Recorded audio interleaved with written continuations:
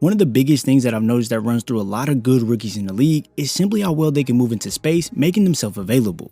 I talked about this recently in a video where I covered Chet Holmgren, but today we're analyzing a rookie from Miami who is definitely a hidden gem, and that is Jaime Jaquez Jr. Maybe we can call him Triple J, or maybe we can call him Mr. Poise. The reason I say Triple J, well obviously his name has 3 J's in it. But the reason I use poised as a way to describe him is simply because his game is so controlled and balanced, and he's always ready to make the right play. His movement off ball is extremely valuable to a team like the Miami Heat. Sure, they have a bona fide star in Jimmy Butler, but when you watch the Heat, it's not like it's centered around one star creating and isoing out, as it's more of a cohesive unit working to find the best shot.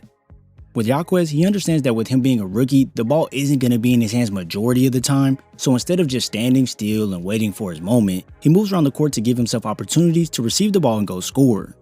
It's basically how people say don't wait for the perfect moment, make the moment perfect. This is a staple in Jaquez's game, and if you watch the Heat, you'll pick up on this fairly quick. Like watch here, it may look a little funny, but when you watch him sit still very patiently on this play, it's refreshing to see because most guys would either retreat out to the 3-point line, or they would have been and flashed to the middle of the floor, but by staying grounded and waiting for McGowens to rotate for the help, Jaquez cuts right behind him and finishes off this alley-oop connection. Now yes, is this play simple? Most definitely, but it's not often you see rookies come into the league automatically understanding where to be within the offense and when to be there as well. Not only does it open up opportunities for him to score in close, but when he receives the ball on this backdoor cut behind RJ Barrett, you can see it attracts the attention of 3 Knicks defenders, and instead of going up for a layup with this heavy amount of coverage, he wraps the pass around the defense and it's right on money for Bam to slam it through. Seeing Jaquez make these reads early on in his career says a lot about how well he sees openings on the court, and in a split second, if the defense collapses on him, he'll be able to dump it off to a teammate for an easy connection in close.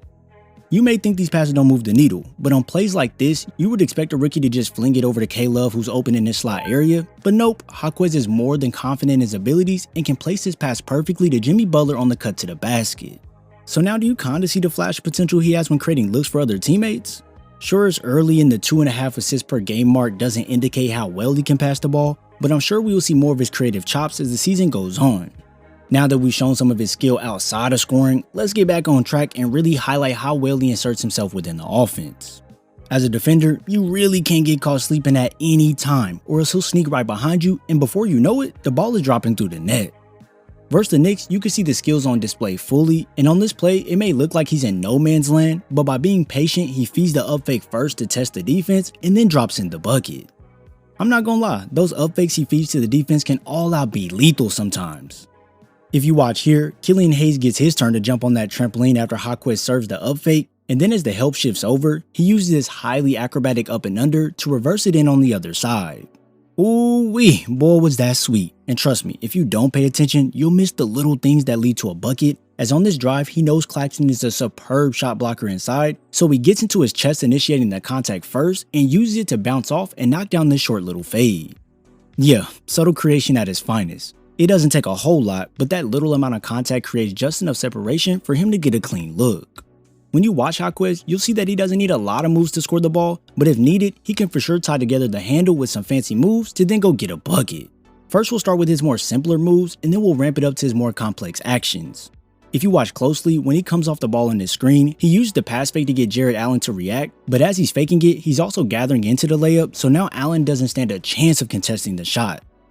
Just by scanning the floor and realizing the angles to attack, Jaquez knows he wants to attack right through this gap in between the defenders, so before he even has possession of the ball, he starts moving towards the rim, and with his downhill momentum in his favor, he can slide right past the defense unscathed to go get 2 in close.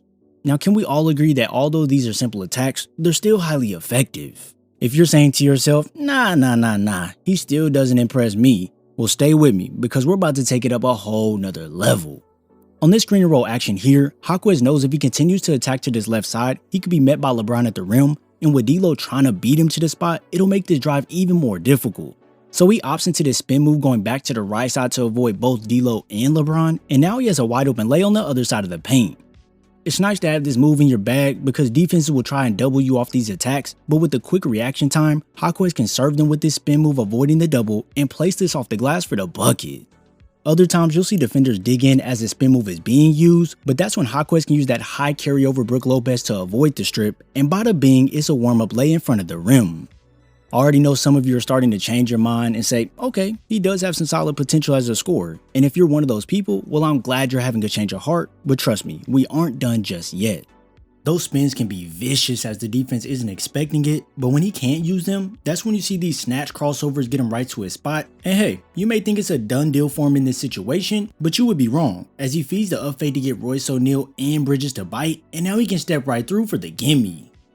It may not look like it, but he can get pretty crafty when needed. So when defenders think they can pressure him up to throw him off his game, well, Poole finds out this isn't the brightest idea as he gets beat off the dribble, and then just displaying the strength he has, he powers right through the defense to convert the tough and one.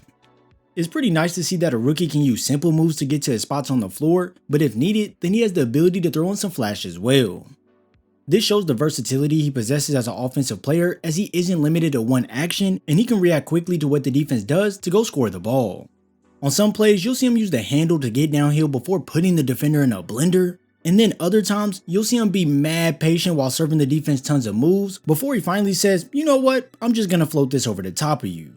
It's truly ridiculous how well he scores the ball and picks his spots on the floor, and hey, how could we forget that he can also yank a defender's ankles before knocking it down beyond the arc.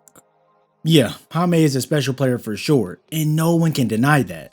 Putting up 12 points a night on 52% shooting from the field and 39% from deep is a great base to build off of, and I'm sure with this Miami Heat culture, he's gonna excel greatly. How do you all feel about Jaquez Jr. in the Miami Heat? Let me know down below.